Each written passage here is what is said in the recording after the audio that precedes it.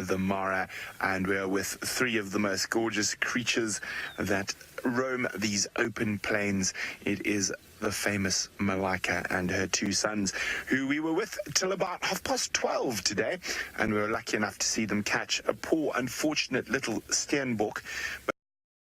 But that wasn't enough food for all three of these cheetah, especially with two growing boys.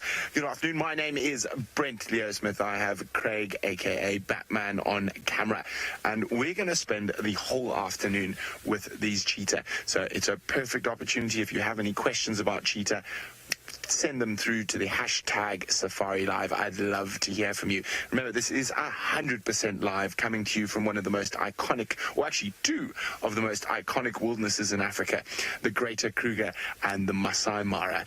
And at the moment, our little kitties are having a bit of a snooze, but if we look not far behind them, there are still herds and herds upon wildebeest in this area. We can only see a few of them at the moment, so there's lots of potential prey in amongst the wildebeest. There are Thompson's gazelles and baby topies at the moment, and the odd boha reedbuck as well. So lots of potential prey for these three cheetah. And as I said, they ate a very small antelope at around midday today, so I think they will definitely get up and move at some point this evening. Now, we got caught in an absolute torrential downpour a little bit earlier.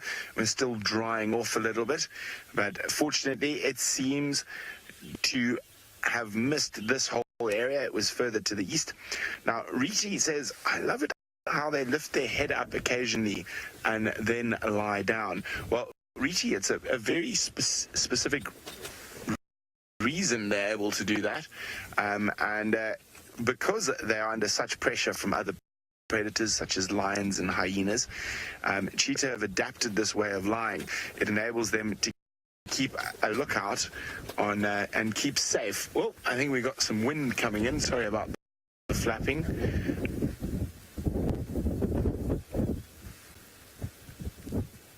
And I'm hoping that rain stays away from us. I'm just checking behind us. There are massive storms absolutely everywhere at the moment.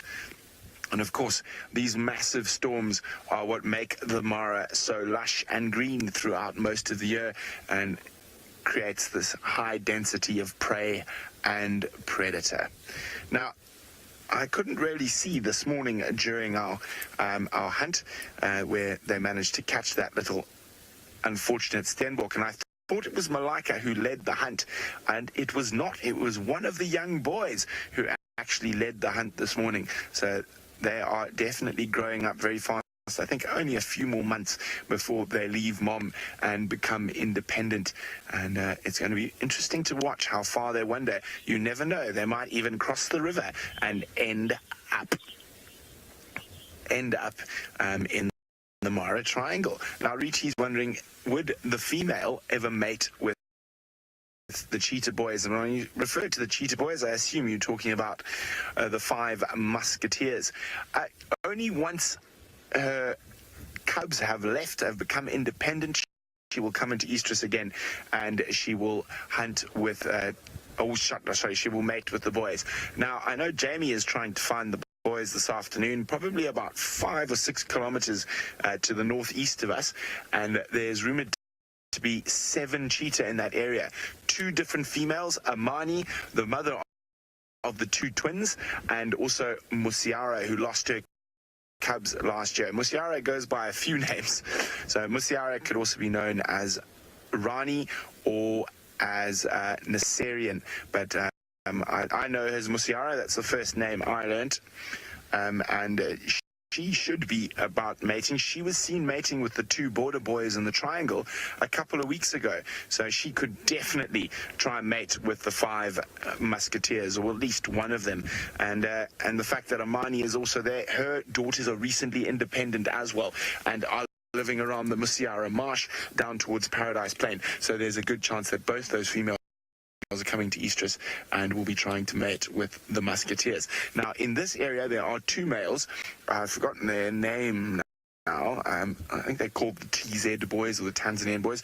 That actually spend most of their time in the Serengeti, but they come across the Sand River, and this is sort of the boundary around here between them and the Musketeers. Now, while Malaika's still got these two boys, she's going to try avoid those Musketeers at all costs, because they would try kill these two young boys, because they are a potential threat in the future.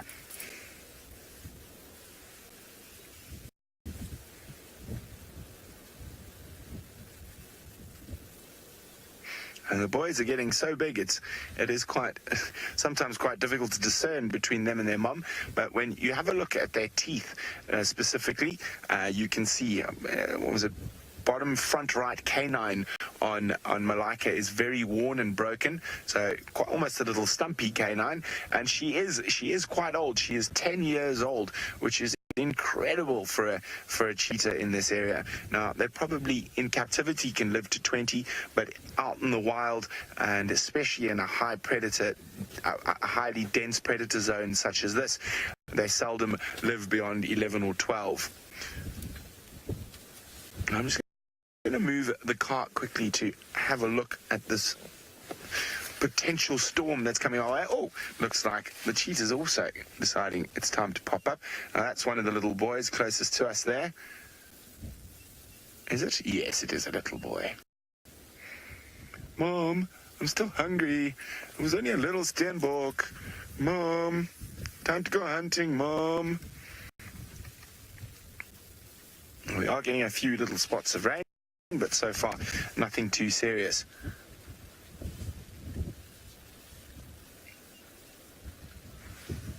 Oh, there's a vulture flying through in the background.